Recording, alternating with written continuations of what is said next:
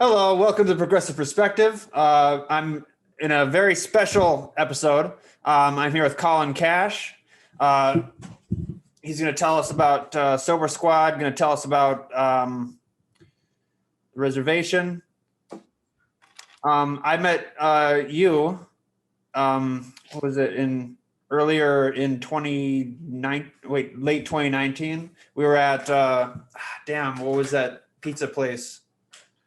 Oh, brick house. Yeah, Brick House in Brainerd. We were organizing for Birdie. We were going to do a big door knocking in Brainerd, and was really what told me that you were a true believer was you were talking about how you turned down a very high ranking role in Amy Klobuchar's team. Yeah, dude, that was super tough. Um, and it took a lot of meditating and praying to come to the decision.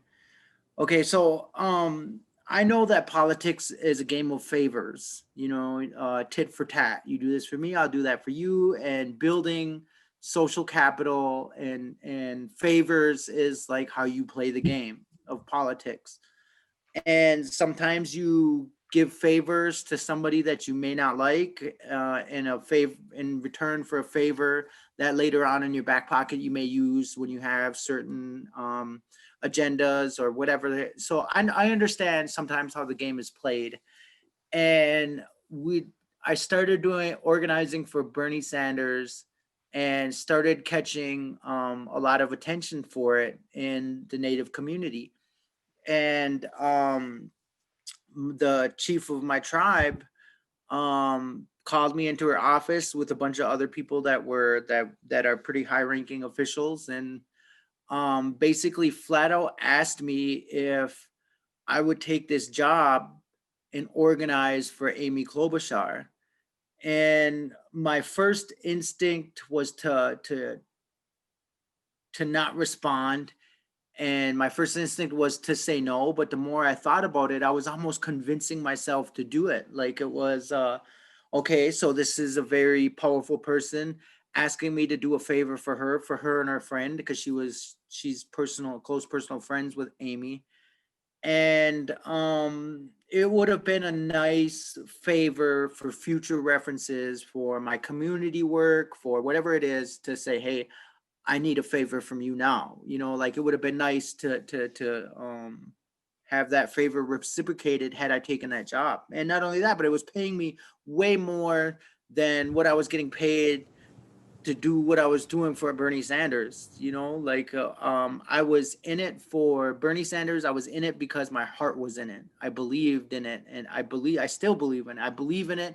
I believe in the cause, and it was nothing for me to volunteer and organize and go door knock and go through difficult situations because of my beliefs. And so when she asked me to do this for Amy Klobuchar, I was just like taking it back. I wouldn't do it for Amy Klobuchar because I believe in it. I would do it because then somebody in power would have been sort of in debt to me for future references in case I needed that favor. And I chewed on it and I chewed on it. And she must have could tell by the look on my face that I was not feeling it. Yeah. She was like, "You don't have to respond right now. I'll give you a couple days and then you can get back to me." A couple days go by and I was like really chewed on it just because of the social pressure of the chief of my tribe. Like the chief of my tribe, I would basically defying the chief of my tribe for something that I believed in when I'm just this low community member activist person out here. And I was just like, and the thing that made me change my mind was that if I start compromising my morals and values now, you know what I mean, then I would be no different than anybody else that's in politics. I would be no different than I don't want to play the tit for tat game as it's always been played. I want people to see me and to know that I'm honest and I stand in my morals and my values. and I'm not compromising of my morals and values. And so it was one of the most difficult things I've ever had to do, but was say no, I'm going to ride out this Bernie Sanders thing. And I had to say that to some very powerful, influential person and say, no, I will sit over here and be broke and fight for what I believe in instead of take the money, get into the system and play, like it was just, and I don't regret it. I don't regret it at all. Like, Yes. cause like, I think them tests of character and values are going to get higher and higher and higher the larger your voice gets, and same with like us, like organizers, like boots on the ground people, community activists. They are gonna try to like buy us out and silence our voice, and them stakes are gonna get higher and higher, and unless you learn to say no to them now, when like when it gets older or larger, you know what I mean? Like I don't ever want to compromise myself and become. Yes, yes. There are just times where you have to ask yourself, why do I do this? Why the hell do I care? Why am I going through all this bull crap? Why am I knocking on all these doors of people who might yell at me? Why am I doing all it? And Yeah. if you're in it for the right reasons, the answer is easy. Yeah. So what got you into the canvassing for Bernie Sanders and getting into? I seen you were pushing for what was it, a national delegate or a state delegate? I was trying to get both, I think I was Yeah. more national. But in 2016, I was supportive of Bernie, but I wasn't like active. Like I canvassed for him, and I donated to him, and that was the extent. And when he lost, I was heartbroken. And I watched the 2016 election in my bedroom at my parents' place, in this dark room. And it was the worst night among the worst nights of my life. And I got so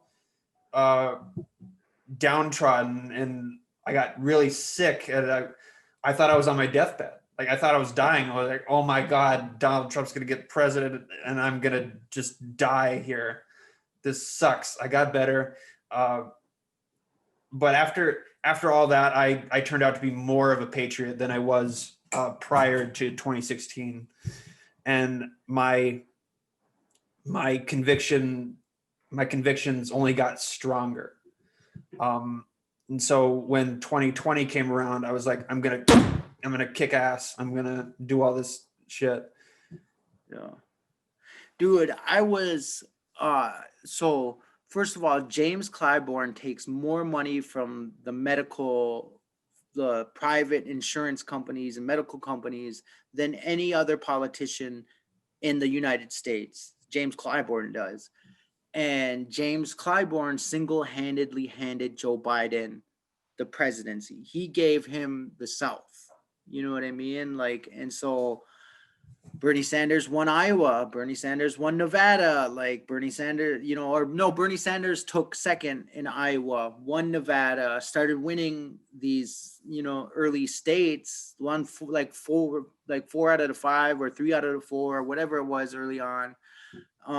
And then James Clyburn endorses Joe Biden, and he starts taking over this from then on from the South. Like, it was just like, that was a hard pill for me to swallow. I didn't understand that one.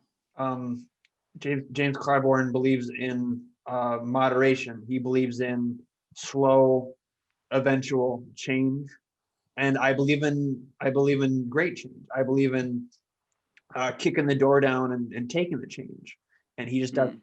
But I have no patience for moderates, really. I have no patience for, oh, let's just wait for a more convenient season. If you're really paying attention to the issues, we can't wait.